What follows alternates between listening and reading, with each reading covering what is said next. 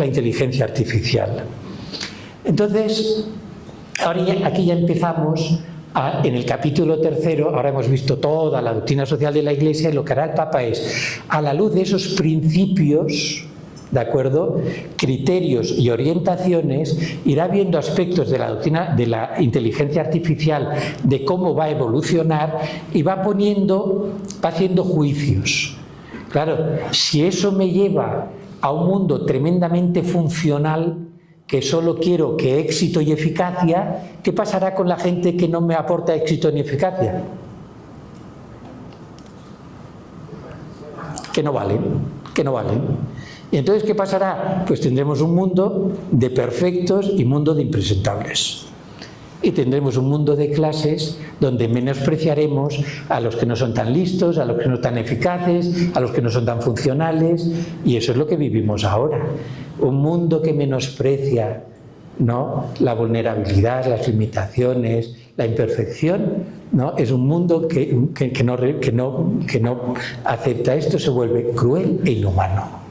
Y esa es la experiencia que hemos visto, ¿no? Y entonces hablará un poco aquí de lo que es la inteligencia artificial. Yo no sé si aquí tenemos alguno que se dedique al mundo de la tecnología, espero que sí.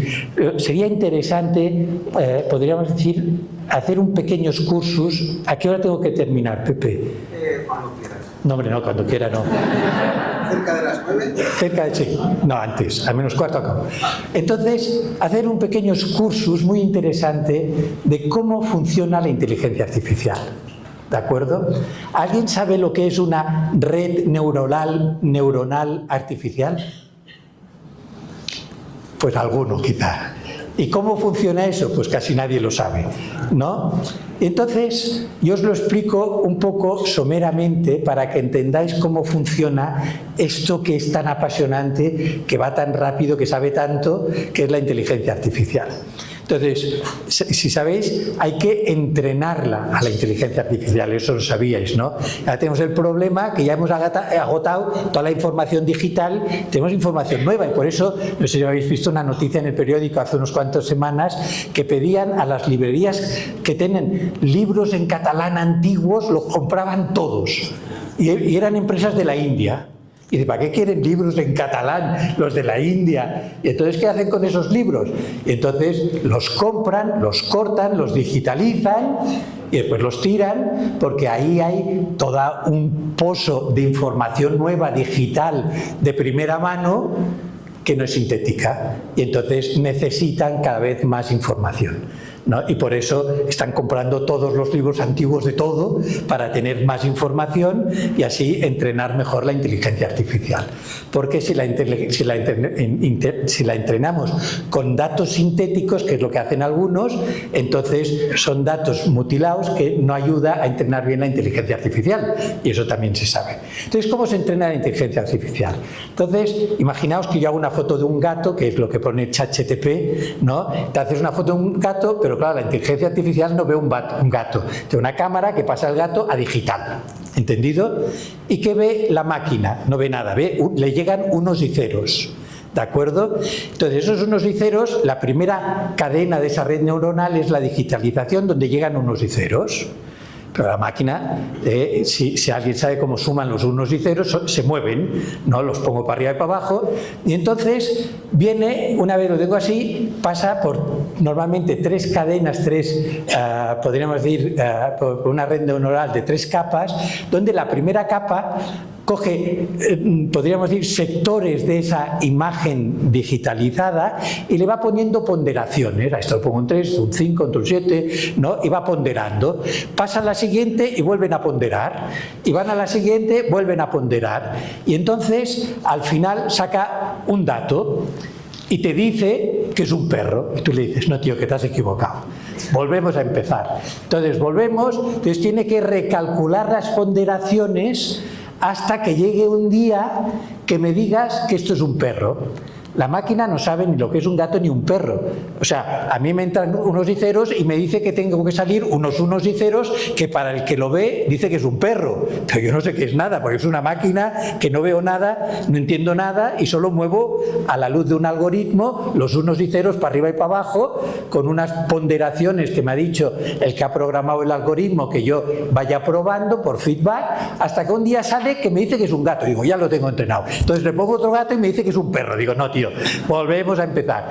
Y entonces, cuando ha visto millones de fotos de gatos y ha acertado con todos, le pones una nueva y acierta. ¿Lo habéis entendido? Pero entonces, si le pongo un gato muy raro, que está enfermo y además tiene 4 orejas, ¿no? Pues entonces seguro que se equivoca. Tú dirías que es un gato porque has entendido la esencia del gato. Él ha visto una cosa que en vez de 3 orejas, de 2 orejas tiene 3, porque ha tenido, no sé qué ha pasado, que la han irradiado y le ha salido una oreja nueva, entonces te dirá que no es un gato, ¿no? Y tú sabes que es un gato enfermo que le ha salido una oreja de más, pero la máquina no lo sabrá nunca, porque no sabe ni lo que es un gato. Y entonces esto lo conectamos a un robot, que es la inteligencia artificial, y te ve a ti llorando. No le preguntas, estoy muy mal, estoy herida, y entonces dices, ¿qué hago? ¿No? Al robot, ¿no? Ese robot que vais a comprar de aquí unos años todos, ¿no? Para que os consuele, para que os acompañe, y entonces te verá triste, ¿y qué ve el robot? Ve una imagen de unos y ceros que después de ver millones de caras tristes, sabe que lo que tiene que salir de unos y ceros es que mueva un cuchitril, que es un motorcito, que es una bomba de agua, que pasa por ahí agua que le ha puesto al lagrimal del robot y saldrá una gotita de agua. ¿Y el robot sabe que tiene un motor enganchado? Digo, no. ¿Sabe lo que es un ojo? Tampoco. ¿Y sabe lo que es llorar? Tampoco. Pero sé que cuando veo una cara así, tengo que activar, ¿no? Tengo que salir al final entre los unos y ceros, que me han dicho que uno, bueno, él no sabe nada, pero el que lo pone sabe que entre lo que va a salir va a activar un motorcito que se va a poner a llorar y tú dirás, ¿cuánto me quiere?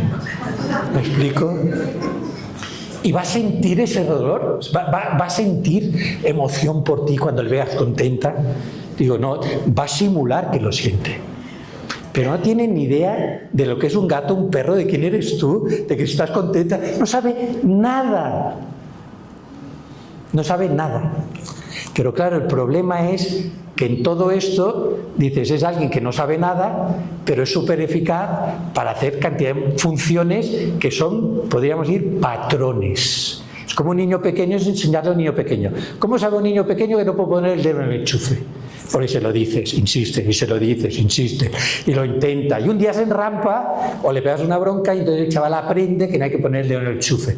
Después captará que el enchufe es malo. Pero aprende por patrones, así aprende la inteligencia artificial. Es el machine learning, hoy en día se le llama, no, los LLMs que se llaman, pero bueno, son cosas ya más complejas de cómo los programan los algoritmos, ¿no? Entonces dices, ¿ese robot va a entender algo? No, pero va a simular todo, que va a ser espectacular, ¿no? Y va a parecer que te entiende perfectamente, pero no va a entender nada, no va a sentir nunca nada, ¿no? En cambio, el ser humano, como es corporal, captamos la esencia de las cosas. Yo sé qué te pasa y puedo entrar en tu corazón y en tu cabeza y sentir con tu corazón, porque tenemos corporalidad y eso hace que nuestro conocimiento no es simplemente funcional. Por eso la inteligencia artificial va a crear una cultura de eficacia, de resultados. Entonces, si ahora yo quiero invertir en bolsa, ¿a quién le pregunto? ¿A un broker? ¿O a una máquina que está conectada a todas las bolsas del mundo, tiene todos los datos en primera persona, sabe cómo se está moviendo todo? Digo, pues tío, se acabó los brokers. Quien vaya a pagar un broker para que me lo diga la máquina y sabe mucho más. Pero si le dejas a la máquina que decida él, y que invierta él. ¿Y si lo que invierte es una empresa, el fondo de inversión, donde la empresa esa dedica a generar armamento, o virus, o biotecnología impresentable, o cosas que atentan contra la dignidad humana? Claro, él ve números. O sea, a mí me han dicho que el algoritmo es que me haga, yo quiero sacar dinero, pues te dirá que inviertas aquí. Entonces, si las responsabilidades últimas las toman las máquinas, es como el coche automático. ¿vale? Entonces hacemos un coche automático con inteligencia artificial y entonces, claro, alguien lo ha programado, ¿no? Y entonces, entonces se encuentra el coche que va a una velocidad desmesurada en una carretera, que aquí tengo un acantilado, aquí tengo un muro y veo una señora con un niño que está atravesando la carretera y un viejecito que va muy lento atravesando, y el coche con sus sensores se da cuenta que no puede frenar a tiempo. ¿Qué hará? Porque la decisión la toma el coche, no la tomo yo. ¿Qué hará el coche? Digo, depende. Si quien ha entrenado el coche algorítmicamente es neomalthusiano, ¿qué pasará? ¿A quién se carga? A la mamá con el niño, porque me cargo dos y uno que no tendrá futuro. Perfecto. Si el que ha programado el coche es proeutanásico, ¿a quién se carga? Al abuelito. Y si es hipergeneroso el que ha programado el coche, ¿qué pasará? Que me voy yo al acantilado. ¿Quién compra el coche? Digo, ni su padre. Y si al final pasa esto, dice, ¿de quién es responsabilidad? ¿Del GPS, del que ha comprado el coche, del que ha vendido el coche, ¿no? Del que ha hecho el algoritmo, de la empresa que ha contratado a este informático? Y entonces, como Europa nos estamos discutiendo todo el día quién es el responsable, no nos ponemos de acuerdo, no habrá coches automáticos autónomos en Europa. Pero en Estados Unidos y la China, que da igual, y si tenemos que pagar, pagamos, porque nos compensa, pues habrá coches autónomos.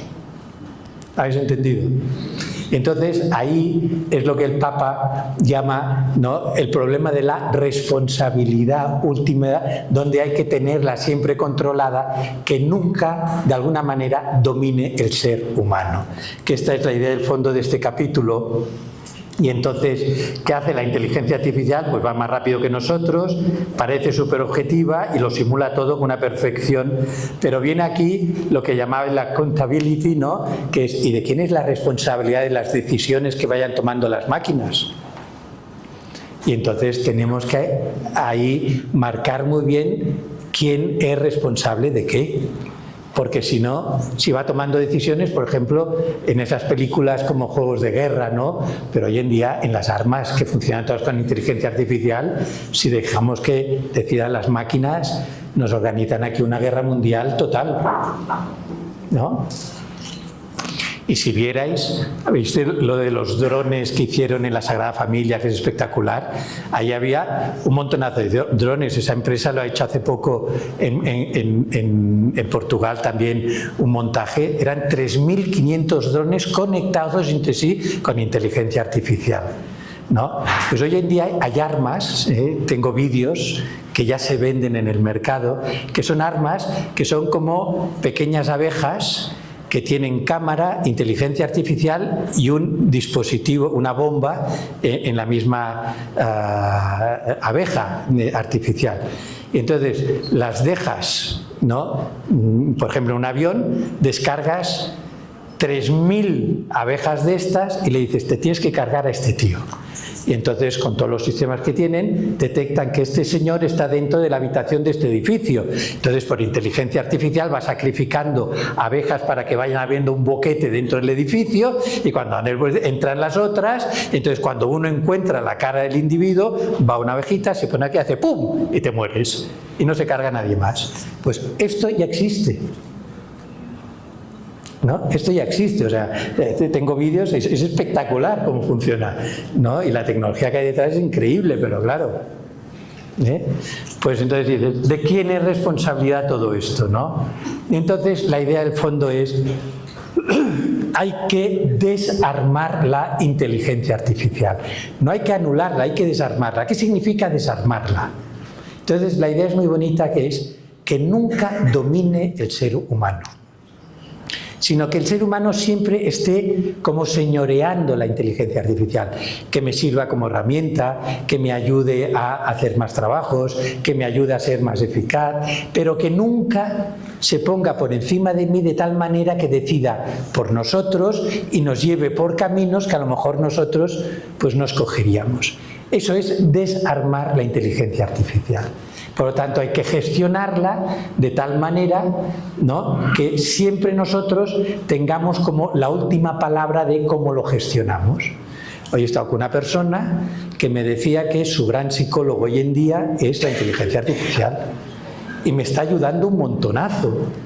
Pero ya hay casos que la inteligencia artificial le ha dicho, mira, lo que puedes hacer, cuando le explicas, a mí a veces me pasa, que dice, padre, me pasa esto y además me pasa lo otro y además estoy en un ambiente tóxico y además no sé qué, y además mira lo que me ha pasado, ¿no? Y además no puedo salir de este bollo, ¿usted qué haría? Y entonces yo pienso, yo si fuera yo me suicido, pero no te lo voy a decir porque no te puedo aconsejar, ¿no?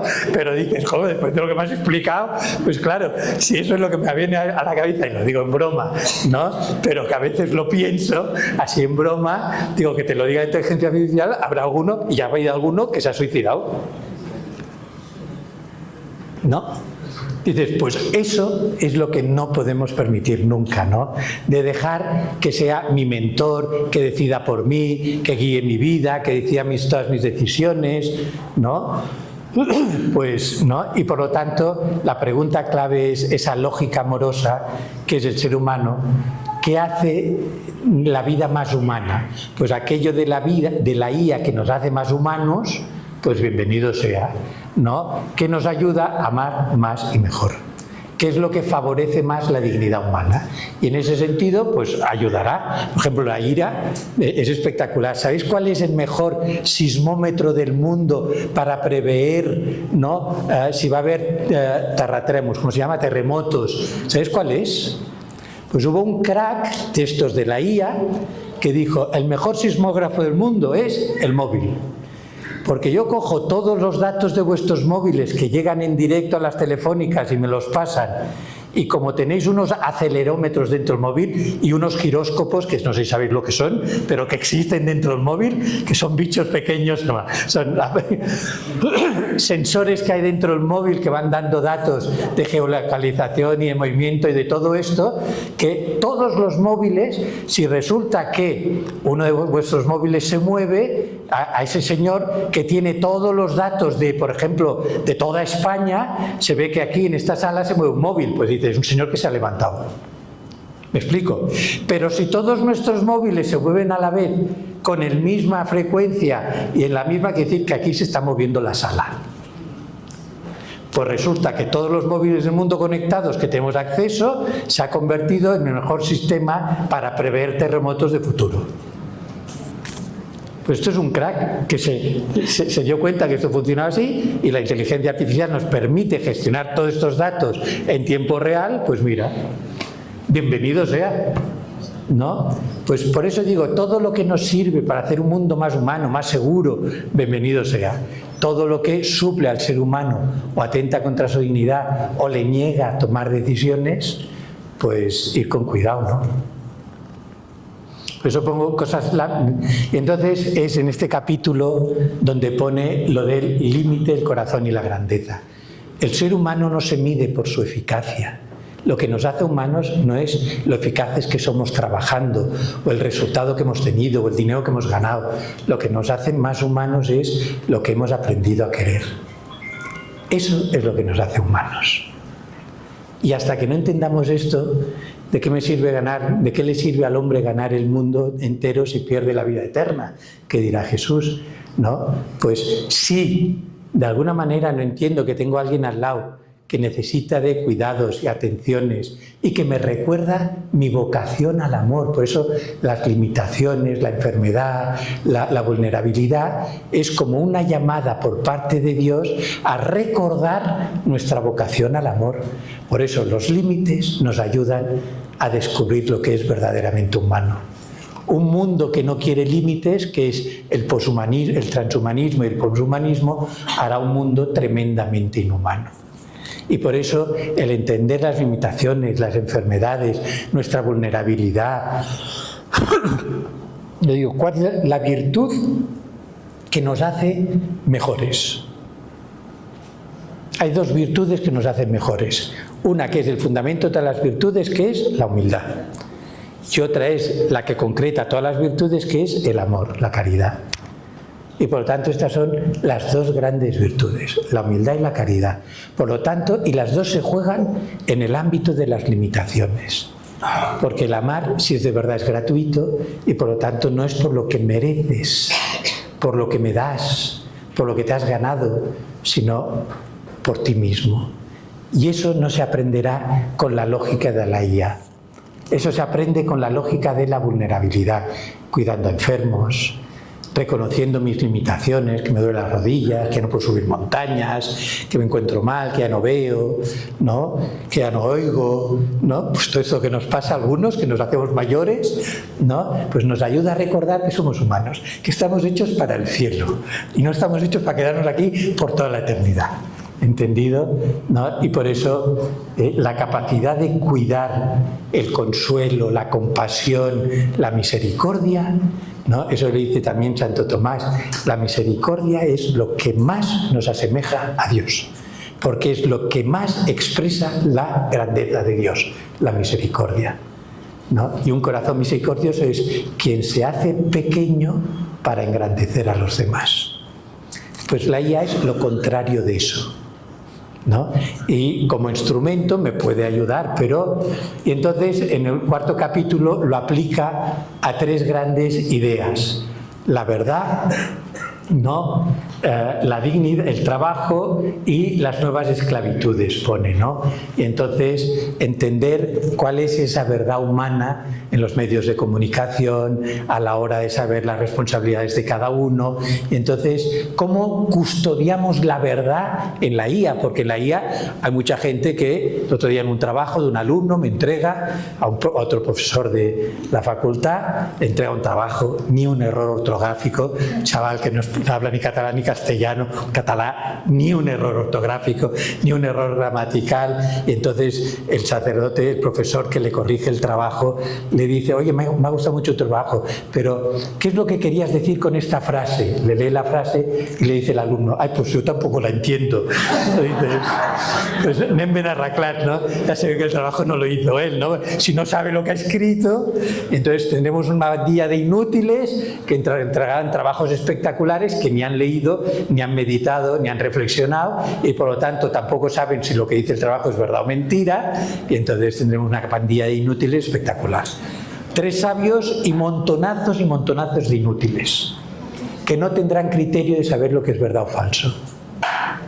Es así, ¿no? Por eso el tema educativo hay que hacer un cambio radical ya a corto plazo si queremos gente preparada capaz de saber discernir, discriminar y aportar, porque como todo lo decía la IA, ¿no? Y entonces dices, tema de la verdad, aparte de ¿sabéis lo que son las alucinaciones en la inteligencia artificial? Que a veces inventan las cosas porque, al igual que podríamos decir una calculadora y un ordenador, suma porque tiene un algoritmo que sume, ¿de acuerdo? Entonces no se equivoca. Pero la IA, cuando suma, lo hace por estadística. Es porque estadísticamente todas las veces que me han preguntado esto, por prueba y error, entonces me han dicho que no, si le pongo 2 más 2 y pongo 3, me dicen no, le pongo 5, me dicen que no, pongo que es 4, y entonces después de habérmelo repetido millones de veces, entonces cuando me dicen ¿cuánto es 2 más 2? Entonces dice estadísticamente es 4. Pero a veces le preguntas algo y te dice que es 6 y alucinas. Y dices, pero que es tonta, pues sí, porque a lo mejor le faltan datos en lo que le preguntas. Y como da respuestas estadísticas, él no sabe nada, es que es espectacular, ¿no? Entonces, la otra cosa es el trabajo. Ya os he dicho, por ejemplo, en Estados Unidos, en China, el año que viene han suprimido 8 carreras universitarias. Por ejemplo, traducción. Si ya tenemos iPods, que tú te lo pones y tú te pones el otro y yo te hablo en chino y tú me contestas en mandarín y nos entendemos. O en español, en catalán y nos entendemos. En tiempo real. ¿Para qué voy a hacer una carrera de traducciones? Si no sirve para nada. Si hoy en día, ¿no? Ya el otro día explicaba esto y un cura me dice, yo hice una confesión a un chino y cogimos el chino y entonces él en su móvil me lo escribía, hacía una foto, lo pasaba por el chat y me decía ¿qué pone aquí? Entonces yo lo leía, entonces le escribía esto, le hacía foto, él pasaba por el chat y se lo traducía y así le confesé, ¿no? Pero aquí una temporada no hace falta de hacer la foto, me lo dices y yo ya te entiendo en mi lengua porque por vía de iPods ya nos lo traduce en tiempo real.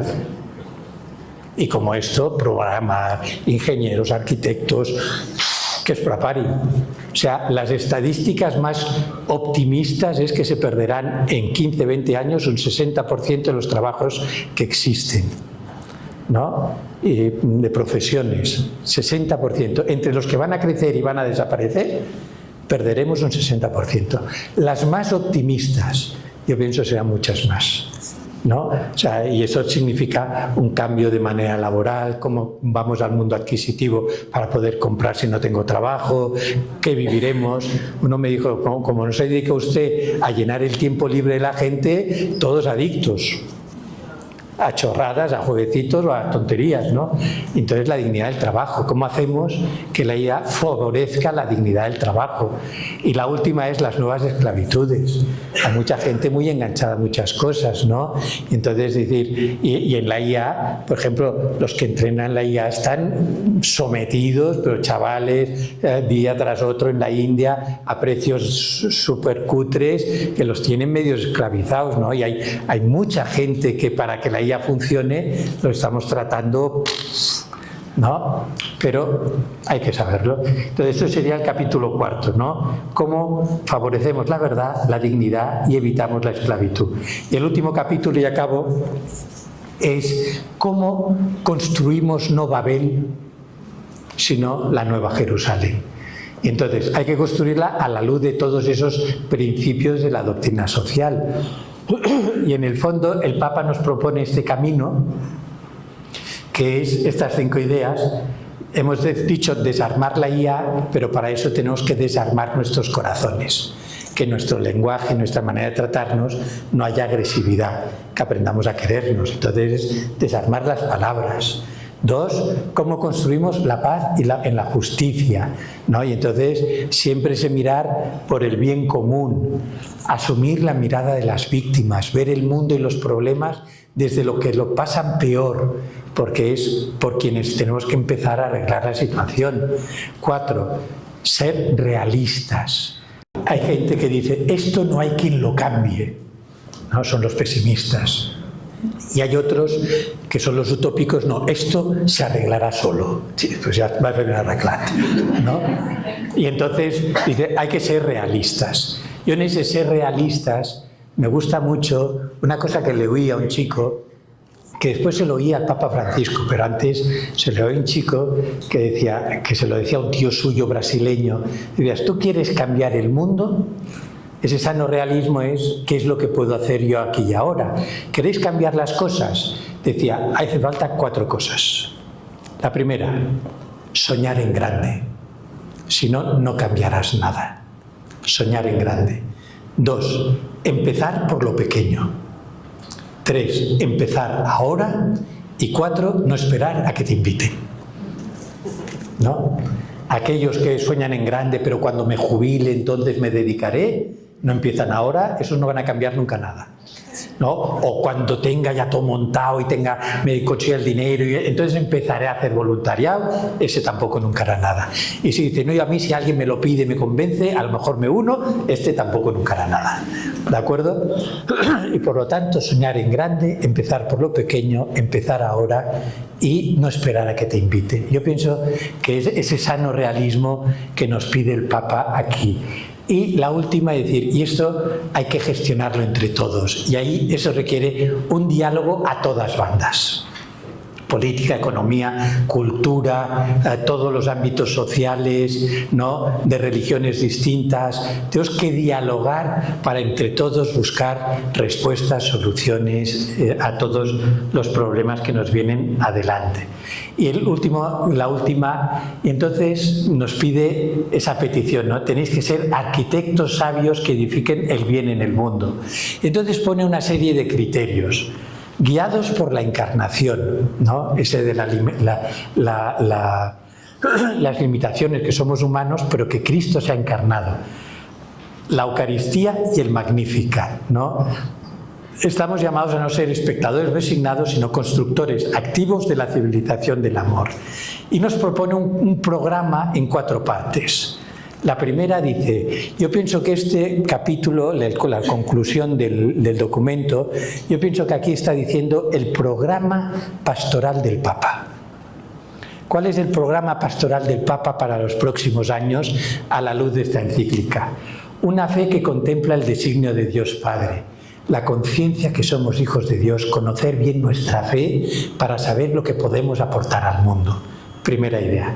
2. La caridad que nos une en un único cuerpo eclesial, que es toda esa es una fe que opera por la caridad, que nadie me es indiferente y por lo tanto, señores, hay que ponerse las pilas y nadie puede desentenderse de nadie, ¿no? Y eso nos lo pone como una urgencia en el corazón. Tercero, la esperanza que sostiene nuestra acción en el mundo. Que sepáis que la última palabra la tiene Dios siempre, pase lo que pase.